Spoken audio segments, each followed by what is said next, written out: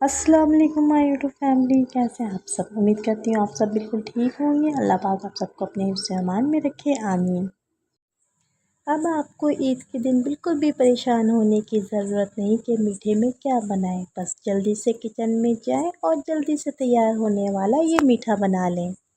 बिना time waste किए video का बाकायदा स्टार्ट करते हैं। रेसिपी को शुरू करने से पहले आप सबसे रिक्वेस्ट है, अगर चैनल पर नए हैं तो प्लीज़ जल्दी से सब्सक्राइब कर दें, वीडियो को अभी से लाइक कर दें।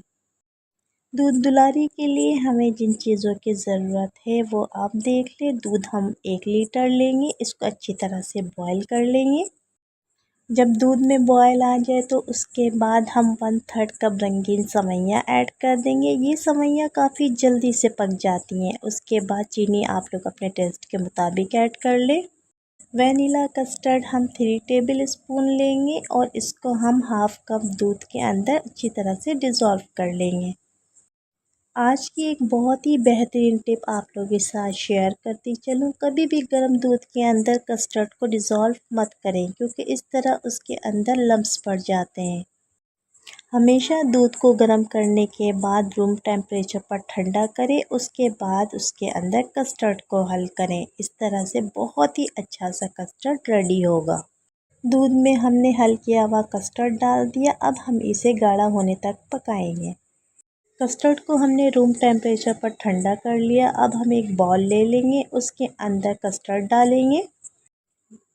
कस्टर्ड को हमने बाउल में डाल दिया। हमने एक पैकेट क्रीम ले ली। अब कस्टर्ड के अंदर हम क्रीम डालेंगे और अच्छी तरह से मिक्स करेंगे। दूध दुलारी के अंदर डालने के लिए हमने कलरफुल सी मिठाइयाँ ले ली हैं। रेड जेली ले ली, ग्रीन जेली ले ली।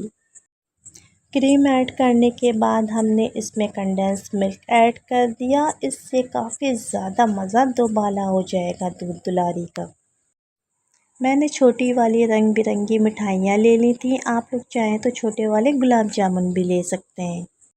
अगर आपने अपने मेहमानों को इम्प्रेस करना हो तो ये वाला मीठा ज़रूर बनाएं, क्योंकि इससे आपके मेहमान आपकी तारीफ़ किए बिना कहीं नहीं जाने वाले। अगर वीडियो अच्छी लगी हो तो प्लीज़ लाइक कर दीजिएगा। चैनल पर नए हैं तो चैनल को सब्सक्राइब कर दीजिएगा। फ्रेंड्स एंड फैमिली में शेयर करना मत भूलिएगा।